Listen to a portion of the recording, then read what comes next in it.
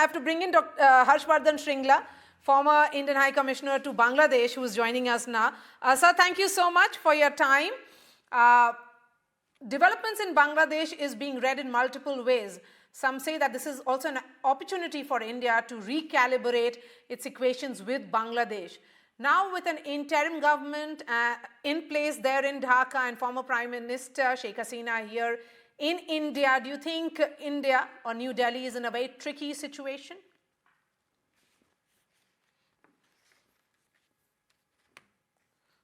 Well, I think for us, it is important to engage any dispensation or government that is in power in Bangladesh.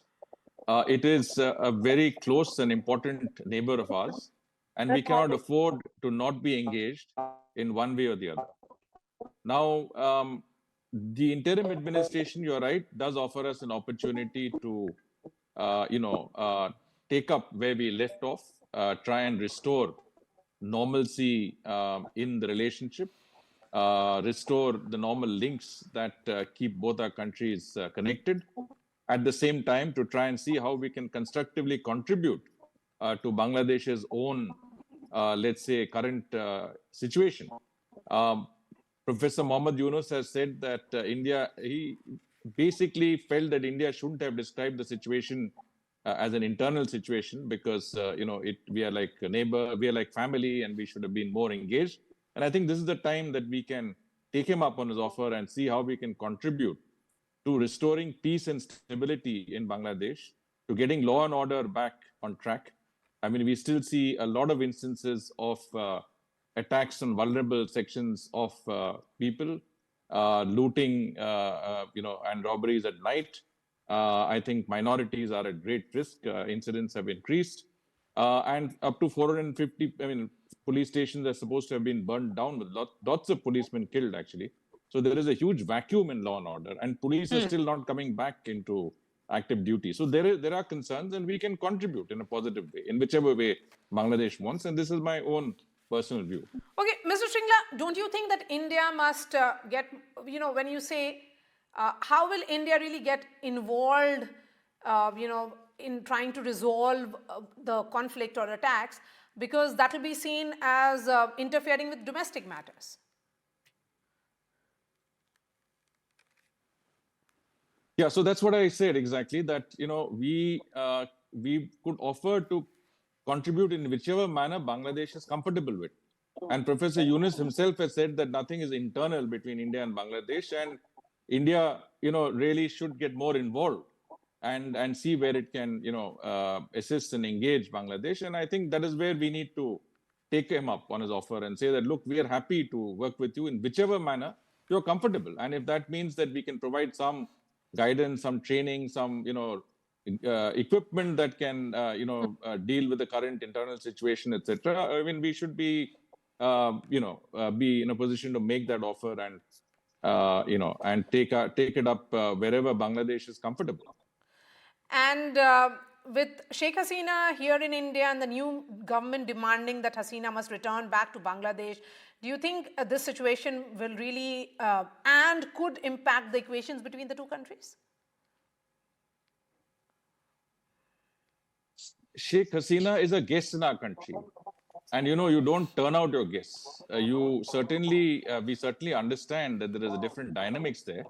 But I don't see India, acceding to that sort of requirement. I mean, I saw her son, Sajeeb Wazed's interview in which he said Sheikh Hasina will return.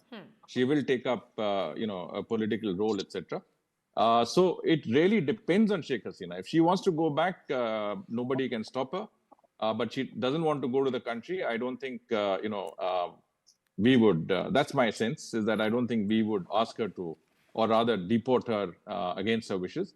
So it's very clear that, those demands are not very practical and not very constructive. I mean, we need to look at what we can do, together as countries. There's a huge bilateral relationship out there. There's a very multifaceted cooperation that both countries really, attach a lot of importance to. And it really, if you want, people of both countries to get the benefit of a very close relationship, I think we will need to work on that. The two sides, that is the interim administration on the Bangladesh side and our government will have to work on that. Okay, that brings me to my last question, sir. As someone who has served in Bangladesh, I'm sure you understand and know about the challenges which are there in the country. There is that fear of radicalism. We are seeing continued attacks against minorities. Do you think the interim government will be able to, handle this, address this? Well, Professor Yunus has stated publicly that he wants an end to any unrest, any vacuum in law and order situation. He's encouraged restoration of normalcy, and he has specifically said that he does not want any attack on minorities. So we will have to take him up on his word. If you saw Prime Minister Modi's message yesterday, he said he requested the protection and safety of Hindus and other minorities in Bangladesh. And I think that's an important consideration for us and an important consideration of Bangladesh, because it has to be able to protect its own citizens. And I think that is something that will be important for both our countries. And definitely that is one of our very important asks, that this current fear psychosis that minorities are going through, the attacks on temples, the attacks on minority communities, Hindu communities in Bangladesh, that level of I would say sense of fear and atmosphere of intimidation has to stop, and the government and the interim administration has to take all measures to ensure that their own citizens are safe and secure in their country. All right, Mr. Shringla, I appreciate your time here on NDTV on the Big Fight Show.